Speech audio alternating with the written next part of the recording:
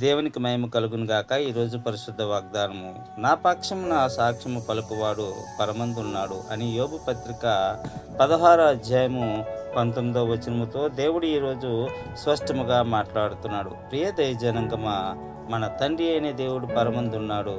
మనము పరమందునకు వెళ్ళుటకు సంసిద్ధులుగా ఉండాలి అని అంటే ఆయన వాక్యానుసారముగా మనము జీవించినట్లయితే, మోసే ధర్మశాస్త్రాన్ని అనుసరించుకుంటూ ఆయన వాక్యానుసారముగా నిన్ను వలె నీ పొరుగు వారిని ప్రేమిస్తూ ఆయన రాజ్యము కొరకు మనం ప్రార్థన చేస్తూ మన వారి కాకుండా మన శత్రువు కొరకు మనము ప్రార్థన చేస్తూ మన సాక్ష్య జీవితం ఏ విధంగా ఉంది, మొదటి సాక్ష్యం ఏ విధంగా ఉంది, గడపటి సాక్ష్యం ఏ విధంగా ఉంది అని మనము దాన్ని సాక్ష్యాన్ని నిలబెట్టుకున్నట్లయితే తప్పనిసరిగా మన సాక్ష్యాన్ని పలుకువాడు పరమందున్నాడని ఈరోజు తెలియజేస్తున్నాడు.